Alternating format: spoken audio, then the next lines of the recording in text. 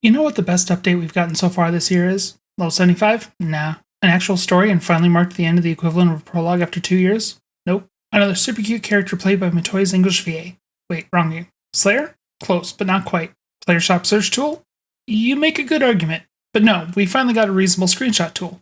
With G-Shade going the way of the dodo and Xbox and PlayStation players finally getting a reasonable way to get the advanced camera options, I wanted to go over some of the details and sort of update my previous video. There are still some good bits in there that can apply, so I'm going to link it both in the upper right and in the description below. Before we get into the new stuff, welcome all, my name's Zan, and I make content here on YouTube and stream on Twitch every Friday night. Might as well get that like and sub request out of the way too. Anyway, to the real reason you're here.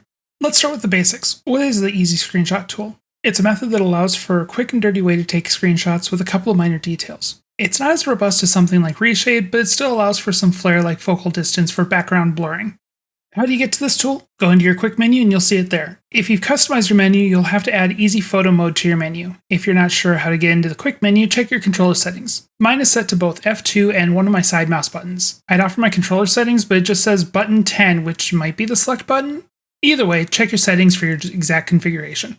How is this different from the system we currently have? Let's go over some details, then get into the pros and cons. We'll start into going into my creative space and working with Zan and, well, Zan. We go into easy photo mode, and we have the ability to move our camera around, reset the camera, and take screenshots with the press of a button. If your settings by default show the UI when taking screenshots, you can press a button to hide it, have your character look at the camera, pull up a list of expressions, use an emote, and the most important thing, camera settings.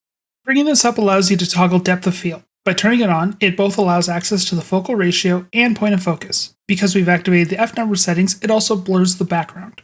This can be adjusted based on how much blur you want in the background. The larger the number, the sharper the background. If you change the point of focus to manual, you can adjust where the blur starts. This can be useful if you want to focus on the background more than the foreground, or if you have someone next to you and you want to make them a little more clear. Lighting settings aren't available here, but if you toggle them on before jumping into easy photo mode, they'll still work. There are some downsides to this amazing tool though. There's the previously mentioned lighting settings, but remember how I said you can make your character look at the camera? It doesn't affect the others, unfortunately. You also don't have access to chat to input the commands either, like /CE_all on.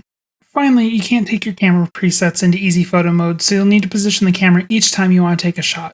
Are these deal breakers? Not really, but they are things to be aware of, especially when taking group shots. What do you think of the new photo mode? Let me know in the comments below. They all want to know.